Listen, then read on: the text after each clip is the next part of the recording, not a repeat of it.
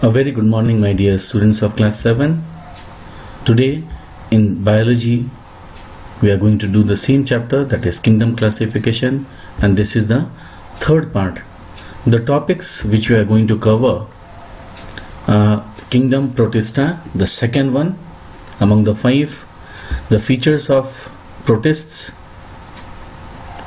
and the member, one of the members which is very common member, that is amoeba, its structure, nutrition, locomotion, respiration and reproduction. That means everything about amoeba.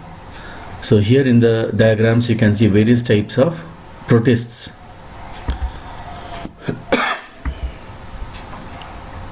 So let us learn about kingdom Protista.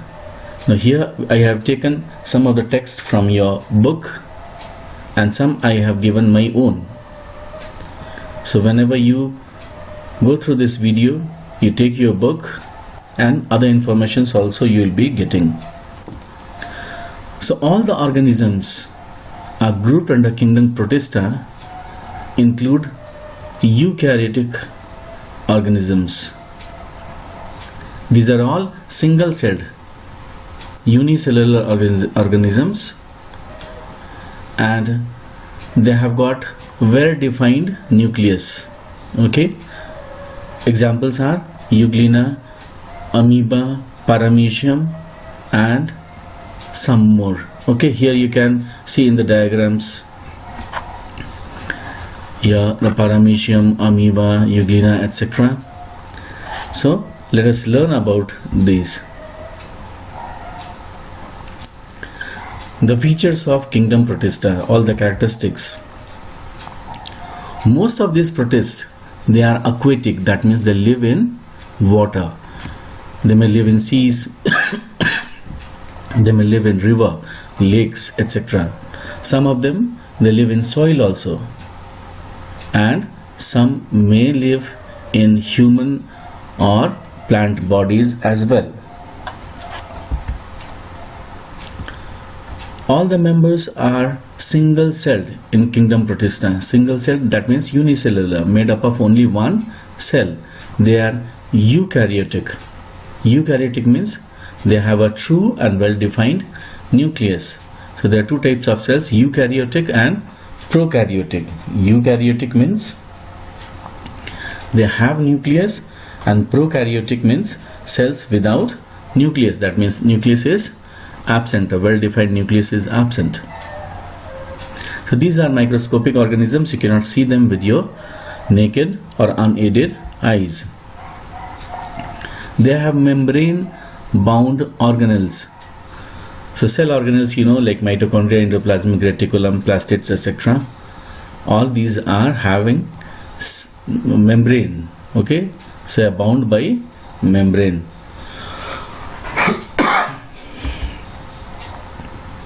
So let us see the examples once again. So this is paramecium, this is Euglena with the flagella, and you are very much familiar with this amoeba. You have been studying since primary school about this amoeba, irregular in shape, unicellular organisms. Let's learn more about amoeba. This is the diagram given in your textbook. It's the most common protozoan. It's unicellular, that means made up of only one cell. It's eukaryotic and found in freshwater lakes, ponds, pools, etc. It has no cell wall, due to which it has irregular shape. There is no proper shape. It's not circular or rectangular. It is irregular. Every time it is changing its shape. The single cell consists of cytoplasm. So inside this you will have cytoplasm, nucleus, food vacuole, etc. Okay, look at this. So this is the nucleus. Now here you can see vacuole. It could be food vacuole, water vacuole, contractile vacuole. Okay. Then I'll show you something. This one. All these projections, finger-like projections which you see, these are called pseudo podia. Pseudo means false, podia means feet. So these are the false feet. This is a locomotory organ. Because of this only amoeba moves. Here you can see it possesses finger-like projections called false feet or pseudopodia. Here false is pseudo and podia means feet. Amoeba engulfs food using pseudopodia. So these pseudopodia not only in locomotion, they also help amoeba in getting its food. How you can see here. Okay, and other things here inside this cell is cytoplasm. Now let us see this. This is also amoeba. Now here you will see how amoeba engulfs food using its pseudopodia. So here any food comes in contact with amoeba, the red one which you see. So it creates the pseudopodia and then ultimately it engulfs it. Now it is inside the amoeba, you can see here, and a food vacuole goes in a food vacuole. And here what happens, the food get digested, okay, inside here. Amoeba engulfs food using pseudopodia and secretes enzyme. How the food is digested? Because of the enzymes secreted by amoeba into the food vacuole. Therefore, the digestion of food particles takes place in vacuole by the action of enzymes. So this is how amoeba feeds. Now comes locomotion in amoeba. How amoeba moves from one place to another. It's very simple. As I told you that the locomotory organ in amoeba is pseudopodia. It moves with the help of pseudopodia. Many pseudopodia may project out from its body at a time, and they grow in the direction towards which amoeba wants to move. Suppose amoeba wants to move in this direction, from left to right. So the pseudopodia will be created in right direction, and all the cell contents will flow in that. This particular pseudopodia stops growing. Suppose now amoeba wants to move in right to left, this side. So here it will stop creating the pseudopodia, and new pseudopodia will be formed this side, and then amoeba will move in this desired direction. And this type of movement is called amoeboid movement. Okay, now here you see how the pseudopodia is created, because it wants to move in this direction. So very simple movement is the locomotion, which is called amoeboid movement or amoeboid locomotion. Next is respiration in amoeba. The process is very simple. It happens through the cell membrane or plasma membrane. So respiration takes place in amoeba through its cell membrane, which is also called plasma membrane.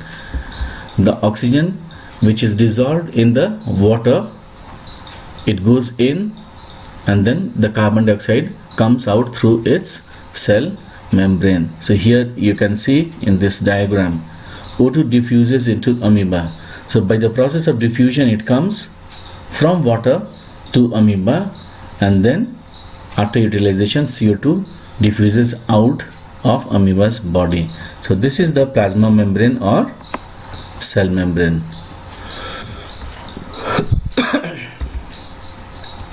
Now comes excretion in amoeba.